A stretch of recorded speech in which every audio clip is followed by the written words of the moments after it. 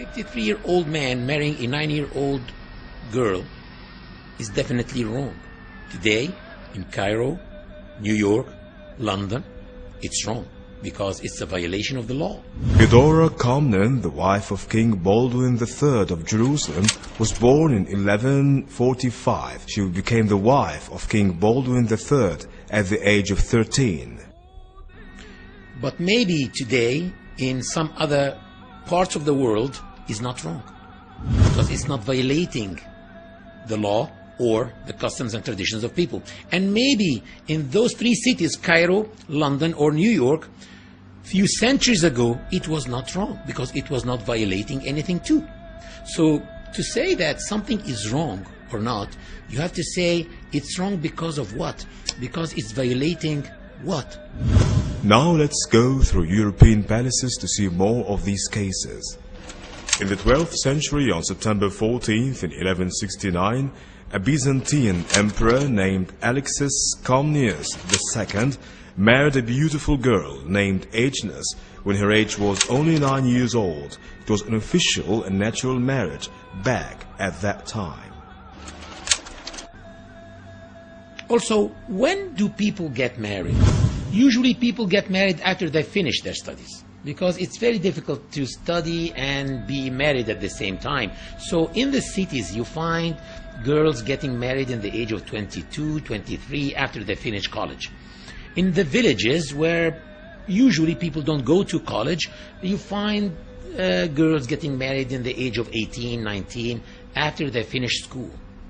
What do you think was the case when there were no schools or colleges? What were girls doing? They were just getting married as soon as they reached puberty. Mary, peace be upon her, gave birth to Al-Masih ibn Maryam, or Jesus, when she was only 13 years old. Actually, today, after 1500 years, you find in the US girls getting married by the law at the age of 13. In New Hampshire, the age of marriage starts at 13 years old for girls by the consent of their parents. In Texas, 14 years old. In Missouri and Mississippi, 15 years old by the consent of their parents. Also in Spain, until 1995, it was 12 years old. And now it's 13 years old. In Canada, 100 years ago, it was about 11 years old. So it's unfair to judge people according to today's laws and customs. You have to judge people whether they were doing something wrong or not according to their own laws and their own customs. To prove that that was the norm at that time, you will find many evidence actually. First of all, Prophet Muhammad was not the first man in the life of Lady Aisha. Lady Aisha, in the age of 6, was actually engaged to another man called Jubayr ibn Mut'am ibn Adi. And you will find also that one of his wives were Lady Safiya bint Huyay ibn Akhtab, the daughter of one of the biggest names of the Jewish tribes in Arabia, Huyay ibn Akhtab. And he married her, according to some records, in the age of 14. And he was her third husband. What was her age when she got married to her first husband? Maybe 10, maybe 9, maybe 11. So even the Jews at that time were marrying their girls in that early age. Also, you will find that Prophet Muhammad married Lady Aisha in the age of 6, but he did not consummate the marriage except in the age of 9. So what was he waiting for 3 years? If he was a pedophile, God forbid, or a child molester, he could have consummated the marriage in the age of 6. But what was he waiting for 3 years? Puberty. And some people here may say, and who said that when a girl reaches puberty that she can get married? Simply the Encyclopedia Britannica. I opened the Encyclopedia Britannica, the 15th edition, volume number 26, page number 850, and I found the following definition for puberty. It says, in human physiology, Puberty is the stage or period of life when a child transforms into an adult normally capable of procreation. In 1184, Margaret, the Empress of Hungary, got married to Isaac II, the Byzantine emperor, when she was only 9 years old. This is why it's illogical to criticize the marriage of the Prophet Muhammad, peace be upon him, to Aisha, the daughter of the Prophet's closest companion, Abu Bakr.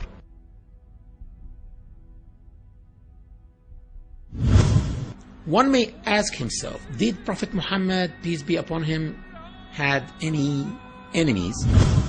You will find that the hypocrites in the Muslim community were enemies, the pagans were his enemies, and the Jews of Arabia were his enemies.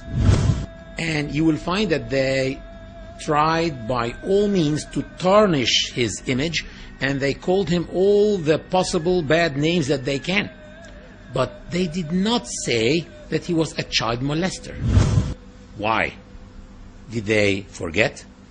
That would have been an excellent way to damage this man and this new religion, but they never used it because simply it was the norm to get married to girls at that age, at that time. And for those who say that she was a molested child, molested by Prophet Muhammad, peace be upon him, I ask them, do molested children love their molesters? And if you want to read the perfect love story, Shakespeare. We all know this famous British outstanding playwright and his famous play Romeo and Juliet, for which the age of Juliet, the heroine of this play, was not more than 13 years old. I recommend that you don't read Romeo and Juliet, because actually Romeo committed suicide at the end of the story. Read Muhammad and Aisha. In the very words of Aisha herself, explaining how beautiful this relationship was between her and Prophet Muhammad, peace be upon him.